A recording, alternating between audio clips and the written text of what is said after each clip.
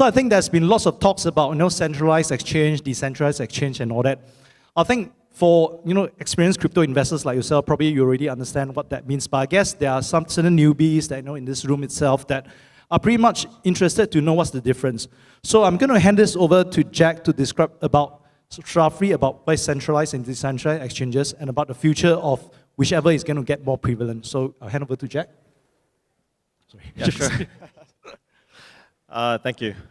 I mean, if you think about what a decentralized exchange is, it's a peer-to-peer protocol that kind of routes information as well as the orders from P2P, right? There's no centralized entity controlling anything. So there's no downtime. If an exchange goes down, it doesn't mean that you cannot make any transactions.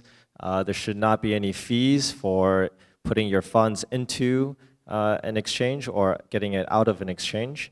That is kind of the ideal way that decentralized exchanges should be manifested.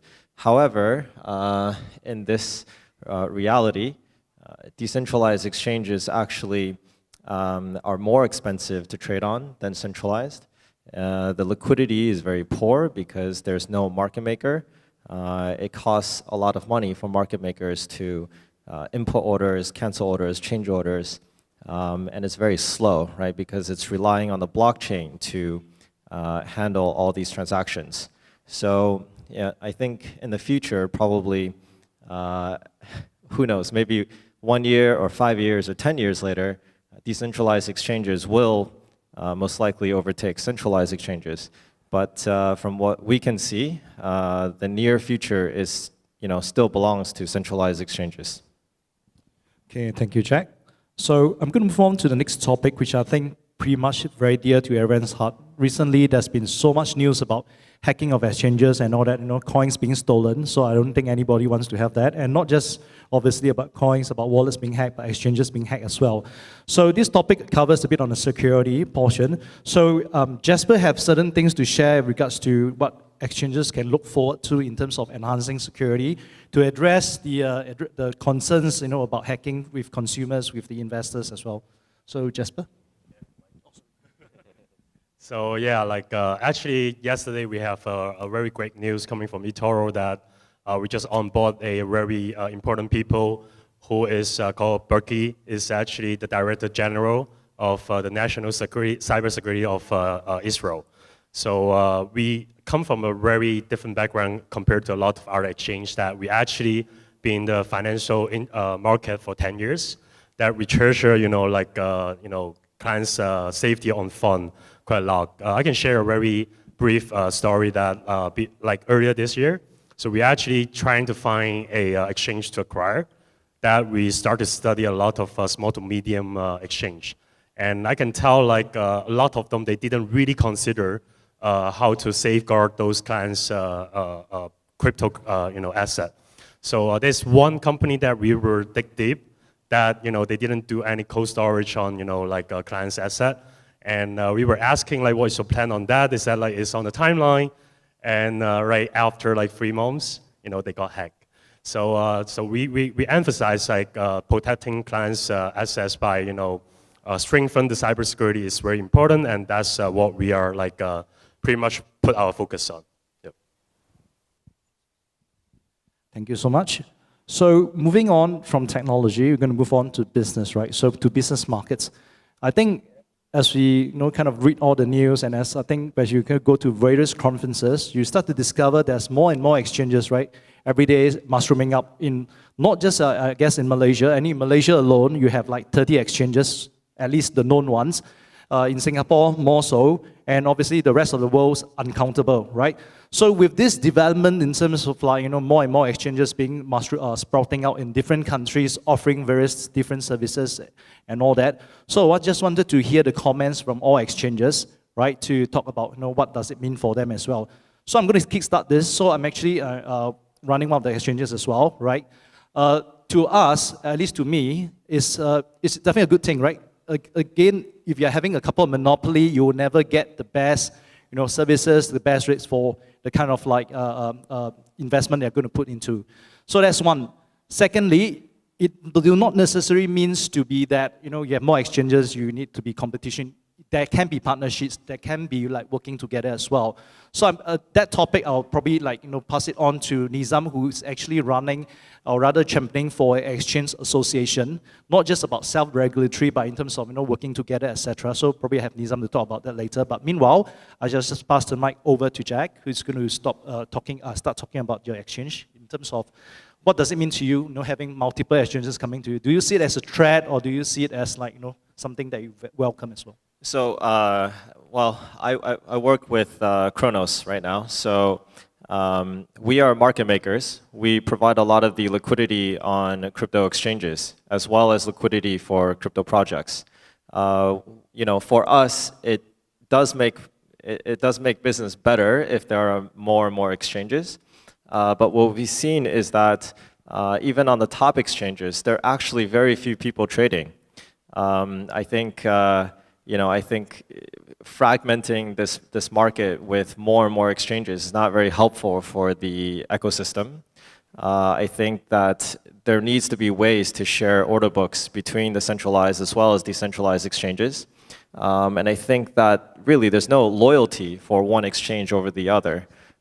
Exchanges need to think about what other services they can provide. Maybe they can provide a you know, asset management product that earns money even in bear markets, right? Something like that would really increase the loyalty for its fan base.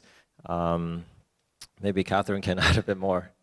Yeah, can everyone hear me? Okay. Yeah, I totally agree yeah, with Jack's opinion. So from a consumer perspective, having the option of choice is obviously beneficial.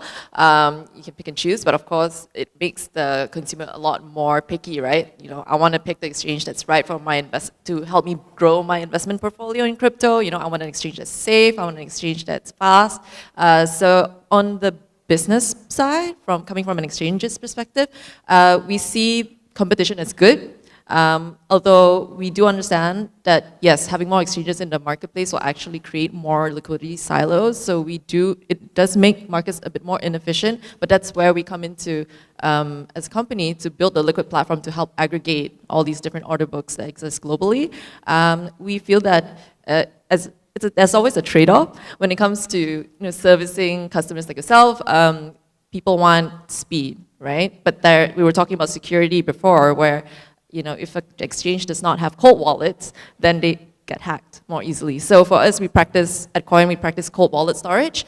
And it's always been a trade-off for us because we get customers screaming at us like, why can't I get my withdrawal process instantly? That's because we don't practice hot wallet storage. So again, it's a business risk decision for us, and we decide to be very conservative and practice security because it's core to our DNA. Hand over to David to give a comment. So I think everyone have addressed in terms of what they feel, it contribute to the market in terms of competition, etc. So for yourself, what do you feel in terms of this development in the market, having more exchanges, obviously more choices for investors? How do you feel it will benefit the market and investors as well?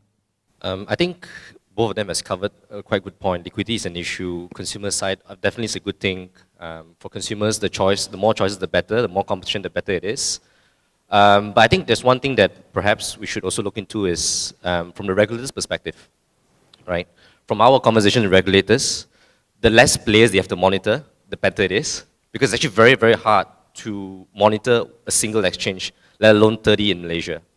So, which is what's going on in Malaysia, right?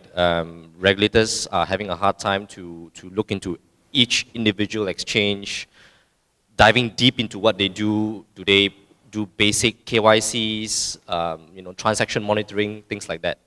So I guess it's a question of balance. Too little exchanges, not good for consumers. Too many, not good for regulators. But of course, from an exchange's perspective, the less the better lah. Thank you. And probably I'll hand it over to Jasper as well. So Jasper, I think you've hinted our colleagues over here sharing their thoughts about this development in the markets. So from not just from a competition, but in terms of the services perspective, do you think this will, having more exchanges, kind of like get everyone to get the act together, right? So because there are obviously different types of exchanges, you have exchanges that are fly by night. I know of exchanges that are running three people to run an exchange, and the exchanges that have like 200 over people running the exchange, right? So obviously offering varying degrees of customer service. So do you think with more exchanges and all that, everybody will be kind of pushed to up their service level to their customers? So first of all, they're too nice. So I will be the bad guy. I don't think more exchange is better, because like right now we probably end up more exchange than the ICO project, right? So I've been seeing too many teams like they just buy the source code, not knowing how to run an exchange, and then they just run an exchange. So in terms of like whether they can work together, I do believe it, because right now there's some solution actually sharing exchange liquidity, which is I think is good. But again, I will emphasize this is like not necessarily more exchange is better. And I would predict like there will be less exchange towards the end of the year, because the regulator will kick in, the competition will be super high. Given this like bear market, they cannot really make money based on the transaction volume, right? I've been seeing a lot of exchange. The revenue is actually coming from listing token, not the trading volume, right? So without able to get money from the ICO project, without enough trading volume, a lot of exchange will die. So I think that the right trend is to get a lot more good exchange, and more clients will centralize those to those good exchange, and that will actually help the environment better, not to like too many bad exchange in the market. Yep, that's my opinion. That's very good. Thank you. And last but not least, to Nizam, who is actually again mentioning championing a exchange association. Have all the like-minded exchange coming together to work together as well. So I'll just hand it to Nizam to give his comment about this. Okay, I think the debate as to whether more is good is something for the market to decide eventually, right? I mean, we can postulate till the cows come home, but eventually the market will decide. It's no different from what we have seen in financial services. You talk about banks consolidating or broker-dealers consolidating. That has happened. But yes, ultimately, if there's a value proposition for consumers, that particular exchange will thrive. But more importantly, I think the more fundamental question is whether you want to see, when exchanges come together, people sort of push each other to raise the bar and eventually, invariably, benefiting consumers, rather than a race to the bottom, which is what we don't want to see, and that's what regulators don't want to see. So we did something quite momentous yesterday afternoon, so which why some of us couldn't be here. And we thought of bringing the exchanges together to form some form of an association of cryptocurrency exchanges. So that initiative has been seeded in Singapore. Of course, we think there's value to bring it across to the region as well, because it can be a useful platform for exchanges to discuss issues of common interest, to engage regulators, and to do more to benefit consumers. Thank you so much. Okay, in view of time, I'm just going to quickly move on to still on business. I think there's this new concept about community-driven exchanges, so probably I'll just leave it to Kat to speak a bit about this. Okay, well, most of you probably know already, but there's a trend within big exchanges to actually list projects that are in demand by the community. So this is really just crowdsourcing for the top most highly demanded projects to be listed. And normally this is driven by strong organic support from their own communities, and that really drives volume, drives user signups for exchanges. And it also provides like some sort of voting rights, a sense of like ownership for people who own tokens belonging to the exchange, to actually like have a stake in the growth of the exchange as well. Yeah, and the projects that they support. So I think votes can be bought, right? So how do you, as an exchange, differentiate between organic and non-organic? They basically have to hold a portion of our tokens, yeah, and then yeah. So basically, if they want to have like a larger say, they buy more, yeah. So that's how it works. Thank you. So I think we're coming on to something that everyone is very interested in about regulations. But in view of time, I'm just going to combine the topic into one single thing.